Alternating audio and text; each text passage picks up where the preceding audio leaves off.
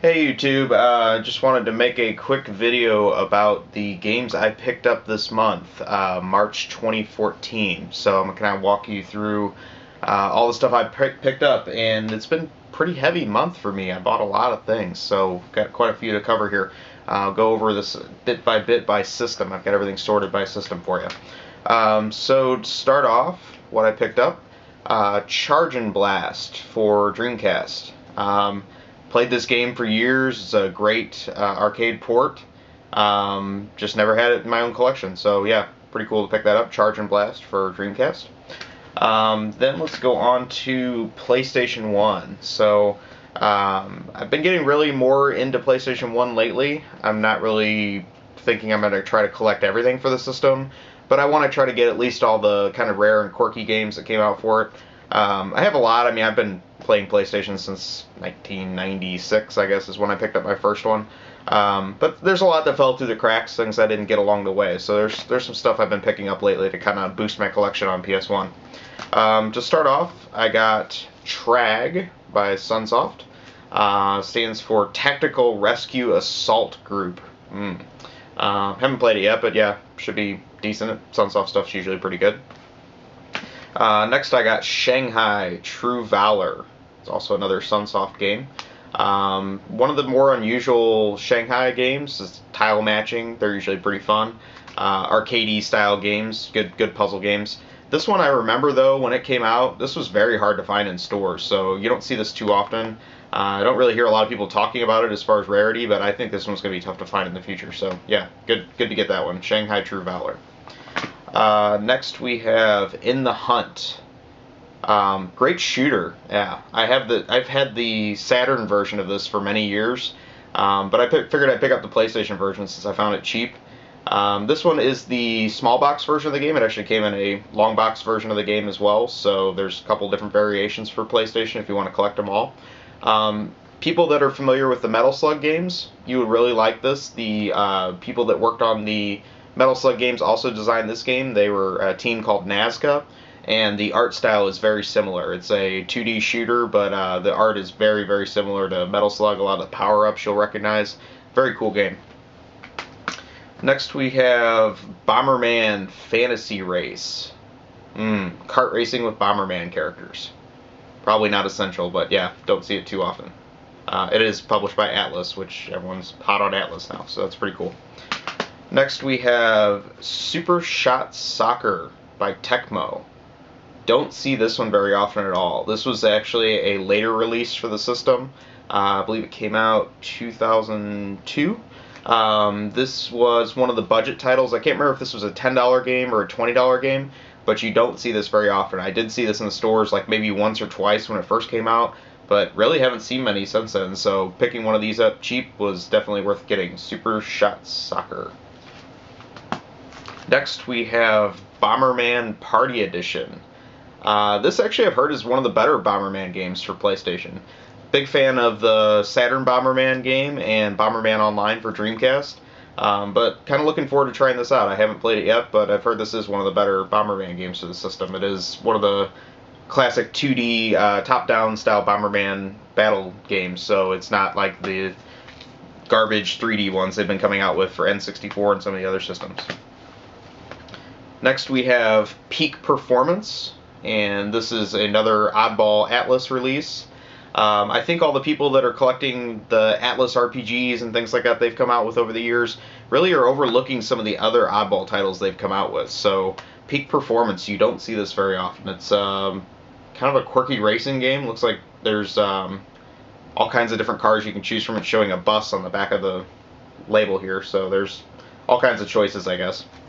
Next we have Ballistic, and this is a puzzle game. It was an arcade game called Puzz Loop in the arcades by Mitchell, and they were kind of a quirky company that produced some great arcade games. They did Pang, which is also known as Buster Brothers, and some other good games like Osmond that a lot of people haven't played but are great games. Yeah, don't see this on PS1 very often, but Ballistic. Actually, recently I had a copy of this on Nuon, and the Nuon player, this was one of the pack-in games for that. So people that had one of those may be more familiar with it than even PlayStation owners. But yeah, Ballistic. So the next series of games I picked up all at the same store. I did some road trips this month, and most of these all came from Bloomington, Illinois. There's a store there called Mega Replay that had some great prices on PS1 games. So I got this whole stack of pinball games all there, probably from the same owner, but they're all in good condition, and they were really, really cheap. We're talking like $1 to $2 a piece. So to start off, I got Extreme Pinball. Haven't played it yet, but yeah, I do like pinball games, so kind of looking forward to trying these out. Next we have True Pinball, and I think this one came out on the Saturn as well. Then we have the original Pro Pinball, and I actually got a whole series of those. I believe there were only 4 of them for PS1, but I actually picked them all up. So I got Pro Pinball Big Race USA. This seems to be the one that goes for the most money, so maybe it's the best one or just the rarest, I don't know which, is Pro Pinball Time Shock. And finally, we have Pro Pinball Fantastic Journey. So the whole series of Pro Pinball games for PS1. Next one we got was Countdown Vampires. This is a Bandai game, and it is 2 discs. It is a survival horror game, I guess. Haven't really tried it out yet, but you don't see it too often, so I picked it up. Good price. Next is Courier Crisis. And I don't really think this one's considered super rare, but I remember back in the day I worked in a game store and people would ask for this game all the time used, and we never ever got it in. So I don't know if it was good or just people strangely wanted this game, but I figured whatever, it was cheap. I picked up a copy for myself. They made this on Saturn as well, and I think the Saturn version's pretty tough to get as well. So yeah, Courier Crisis. Next we have Evil Zone, which is a fighter. A lot of anime cutscenes, I remember. I used to have this game years ago, and for some reason I sold it, so I got it again, cheap, just to have it, but yeah, I remember it was okay. Next we have Gekio Shooting King, which is the US title for a shooter called Shienryu, which I have owned on the Saturn for many years, but figured I might as well get the PlayStation version of it too since it came out in US. This was a late budget release game, but I think it's starting to go up in value a little bit now. Some people are trying to pick this up for their collections. Not a whole lot of 2D shooters made it over to the US, so definitely one that people are kind of looking for. Gekio. Next we have Turnabout, and it's this was a budget title, late release by Natsume. I don't really know a whole lot to say about that one yet because I haven't tried it out, but yeah, puzzle games are always welcome. And finally for PS1 we have Block Kids, which, guess what, is another puzzle game by Natsume, and it was a budget title. Haven't tried that one yet either, but might be good. This one actually looks a little bit more promising. So Block Kids by Natsume. So that's all I got for PS1. Moving on, we got for Sega Genesis, I picked up Wardener. Don't see this one real often, so I've been kind of wanting to get that, Wardener for Sega Genesis. And the next thing is not a game, but it's an accessory I've been looking for pretty hard for Sega CD. This is the Sega CD backup cart, or RAM cart, and this is what allows you to save some of the bulkier save games. In particular, the reason I really wanted this is I picked up Shining Force CD for Sega CD about a month ago, and I actually have the memory in my JVC Xi is completely full, the internal memory, so the game won't even boot until I have something to save it to. So actually, this is going to be very useful. Now I can play my Shining Force CD on Sega CD. So that was the only other thing I got for Genesis. The next thing I picked up was for Nintendo DS, and that is Space Bust-A-Move. I'm actually a huge fan of Taito games, and especially these guys, Bub and Bob, stars of the Bust-A-Move series and also the Bubble Bobble series. So I actually have been an extensive player of their games for many, many years. The Bust-A-Move games have kind of fallen off in the last few years. Not really as many good ones coming out. The innovation's a little bit gone. But this one looked like it actually had some unique ideas. So I'm looking forward to trying this out because I haven't really played a good Bust-A-Move game in about a decade now. But Space Bust-A-Move for DS. Yeah, got that cheap. That should be good.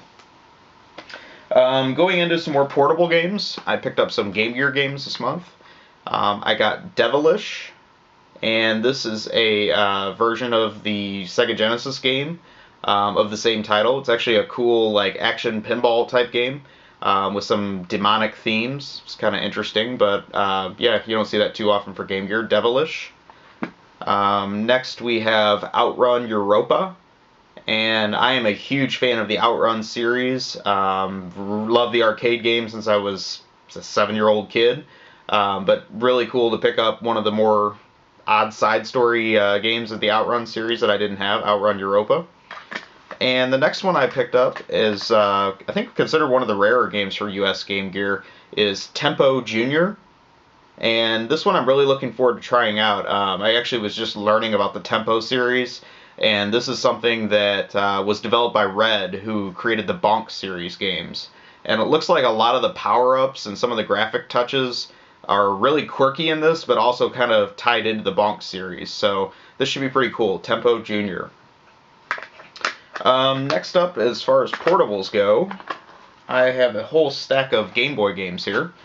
And I've actually been collecting Game Boy black and white games for the last few months, pretty heavily. But again, I'm kind of focusing on the quirky stuff, getting all that out of the way first. And then if I really want to go for the full set of all of them, then I'll get into just kind of the more common games for the series. So to start this off, this one's not a black and white Game Boy game, but it is Metal Gear Solid for Game Boy Color. This one's really cool, actually. I wasn't really expecting much. I hadn't really been a big Metal Gear fan before. But this is very deep, like very good gameplay. Still has the classic style of the NES Metal Gear games, and this is quite good. I highly recommend picking this up. I think I remember like when this game came out, EGM gave it all 10s or something like that, and I was just like, oh, it's a Game Boy game, it can't be that good. But no, it really is that good. Pick this up. Next, I got a series of black and white Game Boy games. And the first one of these was one I picked up. I won an auction on eBay over the month. And I was really looking forward to playing this one. It's pretty cool. It's Batman the Animated Series. This is a Konami game for Game Boy, and it's actually very similar to Castlevania, so I wouldn't be surprised if some of the same team worked on this game. But it's a very good Batman game. The seller, though, for that eBay auction I won, actually made a mistake and sent me Batman by Sunsoft for Game Boy, which I haven't tried yet, but this one might be good too.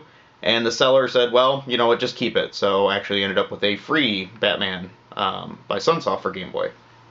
And then since while I was at it, I went ahead and continued the set of Batman games on Game Boy and picked up Batman Return of the Joker, which is another one of the Sunsoft published games. Haven't tried this one yet either, but it should be pretty decent, I would think. Most of the Sunsoft games that they made for DC properties are actually quite good. Next we have Tumble Pop. And this should be pretty cool. Looking forward to playing this one. I'm a big fan of single-screen platformer games, so games like Bubble Bobble, Snow Brothers, and this was actually an arcade game, Tumble Pop, by Data East. And for some reason, the only home version of the game that was ported was this one for Game Boy. So if you want to play Tumble Pop at home, this is the one you need to get, if you're not going to get the actual arcade board itself. Next we have Laszlo's Leap. Haven't played it yet. I think it's some kind of puzzle game. I'll try that out very soon, I'm sure. This next one I'm pretty excited about, actually. This was a great find for the price. So this is Roland's Curse 2. I picked that up, I don't know if you can see that, for $7.99, which is actually a great price for this game. This is a Zelda 1 style action RPG, and the original Roland's Curse was also on Game Boy, which I played quite a bit over the last couple months. It's very good. I've seen these go for up to $70 on eBay recently, just for card only for Roland's Curse 2. So this is a pretty good find for Game Boy.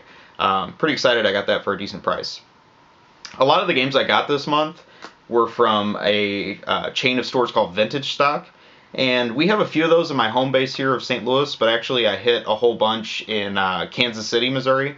They have 9 stores there, and I hit every single one of them in the Kansas City area over the last month, too. So I picked up a lot of these games up there. That was a good road trip. And a few of the other games I'm going to show you came from another road trip I did this month to Cleveland, Ohio. So I hit a lot of the stores up there as well. But both of those were very good for game hunting. Next we have Burai Fighter Deluxe, which is one of the few shooters on the Game Boy. I believe it's a sequel or at least an enhanced version of the original Nintendo game. Haven't tried it yet, but that one was kind of average, so yeah, we'll see how that one is. Next we have Buster Brothers. Very excited to pick that one up. That's a cool series that I've loved for years. Haven't played the Game Boy version of it yet, but I would think that's going to be pretty good because that series is simple graphics, but it's very easy pick up and play fun. Next we have the Mystical Ninja starring Goemon. The long-running Goemon series, there's been a lot of great games in it. Actually, I tried this Game Boy one. It really wasn't that impressive, but maybe I need to give it a little bit more time. So we'll see, but I think that's one of the more interesting games for Game Boy you don't see very often. So Mystical Ninja starring Goemon. Next we have Cat Trap. It's okay. Just a puzzle game. Nothing too special. I have another puzzle game next, which you don't see real often, is Megalit. And this one actually is quite good. I liked the password system in it. It's very simple. It's pretty addicting. I played through about 25 stages of it. But yeah, this is a good one. I recommend it. Megalit. And finally, for Black and White Game Boy, I got Extra Bases. Just a baseball game by Bandai you don't see real often, so got that cheap. But yeah, that concludes, I think, all the portable system games I got this month. So next up, surprisingly, for all the games I have, this month was the first time I ever got an Xbox 360 system. Not an Xbox One, but actually a 360. I've never owned one before. So kind of getting caught up with that. I'm a big fan of shooting games, 2D shoot 'em ups. And I know there's a few good exclusives on the system. Some of the import games on the system will also play on the US system too, I learned.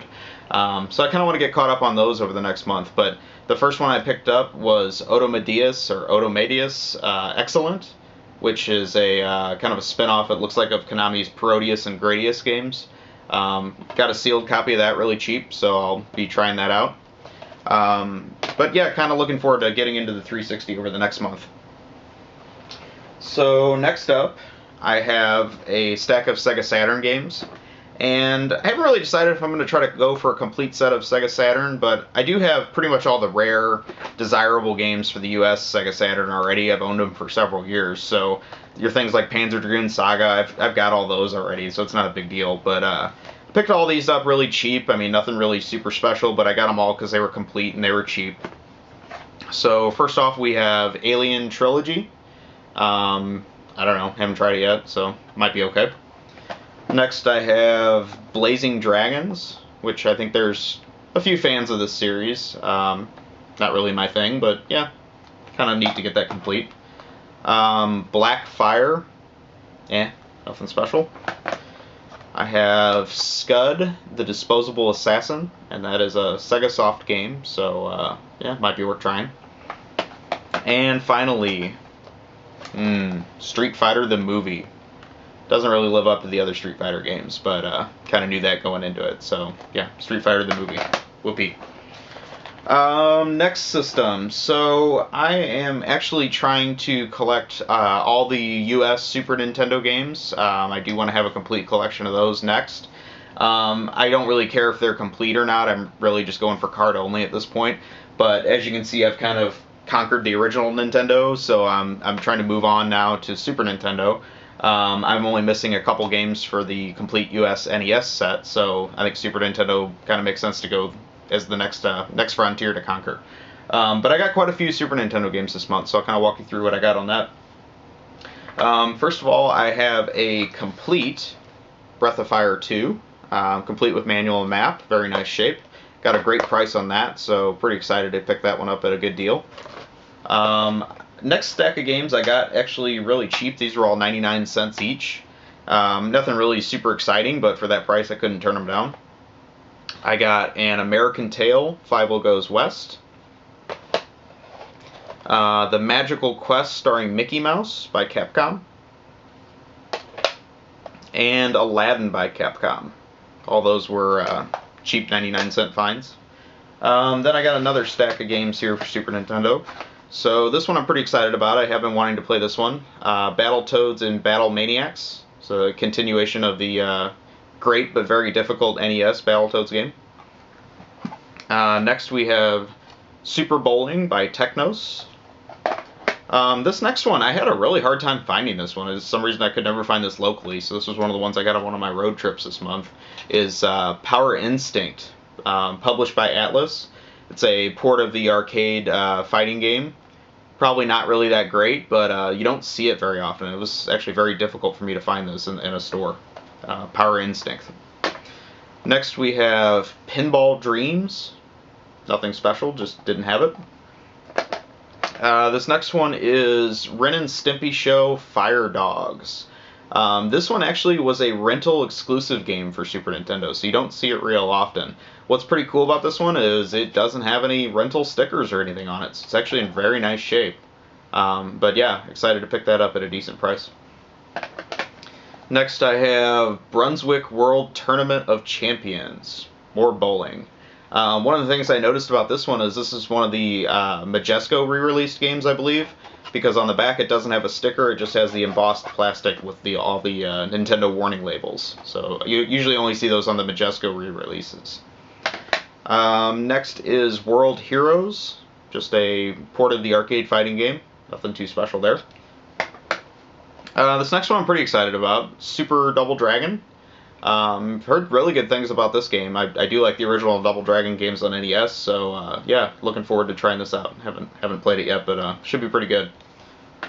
And finally, for Super Nintendo, I got Brain Lord. That's a title. I believe it's a Zelda-style game, actually, so I haven't tried that one yet either, but should be pretty good. I believe that's all I got for Super Nintendo this month. So